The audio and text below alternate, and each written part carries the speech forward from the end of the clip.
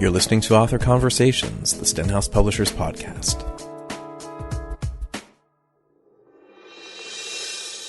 In 2003, readers of Donna and Niday's Mentoring Across Boundaries were introduced to Sarah Wessling, an enthusiastic first-year teacher working with a veteran educator to refine her teaching and employ strategies to avoid burnout. This April, Sarah received the 2010 National Teacher of the Year Award. Today, we're excited to share a recent conversation between Donna and Sarah about her award and the importance of mentoring. Sarah, since you co-wrote one of the chapters on your first year of teaching in the Mentoring Across Boundaries, since that time you have taught 11 years and you've now become the National Teacher of the Year. Congratulations. Thank you. You want to say anything about that experience? Well, it was really an amazing experience. One of the greatest things about it, I think, is the way that the program celebrates incredible teachers and learners all across the country. I have this incredible kind of camaraderie and cadre of other state teachers of the year that I've had a chance to work with. And I just really am looking forward to the opportunity to learn from all kinds of teachers and students throughout the country, and certainly to be the voice of those teachers and students as well. Since you wrote that chapter, you have had time then to reflect on what has been your first year of teaching and what that mentoring experience was like. One of the concepts of our book has been more of looking at questioning and listening as a way of mentoring, and not to do the I know how to solve your problem kind of mentoring. So what kind of mentoring did you have when you were a beginning teacher? Well, first of all, I really like the concept of that questioning and listening. And I like that because I think that's at the heart of all good teaching. And so what I learned from my mentors and what I've learned from mentoring, I think, extends in all kinds of facets into the classroom. I learned from my early mentors about how powerful it was to have an advocate for me.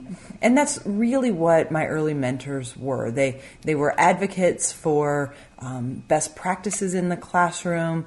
They helped me to be confident about best practices, to kind of get through the murkiness of making sense of those practices.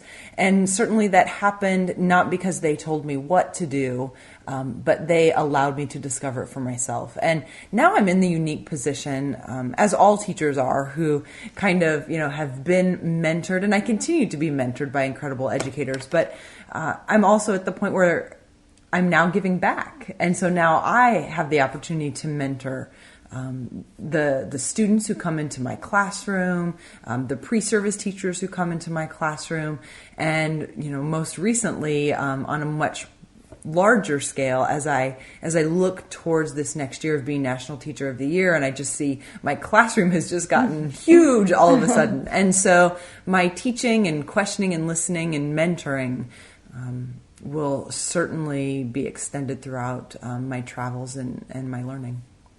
Well, I know that my pre-service teachers have really enjoyed working with you, Sarah, both in practicum experiences and in student teaching.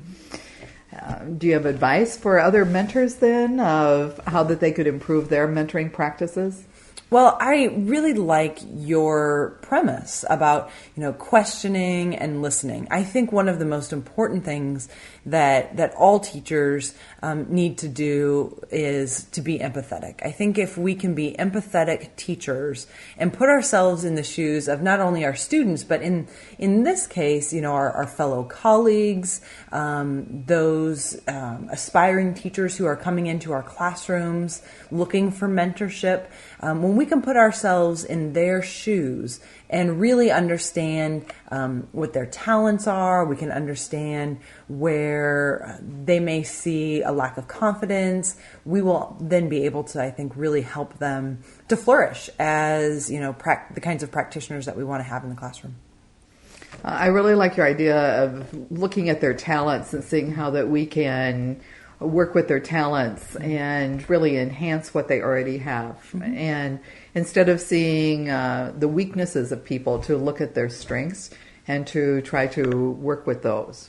Certainly. I think that's probably at the heart of all kinds of good teaching, is seeing the best in people and not being punitive, but finding ways to celebrate their strengths, not to overlook their weaknesses, but not judge people because of their weaknesses. Rather, find ways to help them channel those, make sure that, again, our teachers are feeling fulfilled in the classroom. I think when our teachers are feeling fulfilled and supported and mentored, then I think in turn their students are going to have more successful experiences. And in the end, that's what the most important job we're doing is to make sure our work with our colleagues transfers to the success of our students. We've posted Sarah's chapter from Mentoring Across Boundaries and a link to her blog entry entitled Is This Where I Pinch Myself at www.stenhouse.com. Thanks for listening.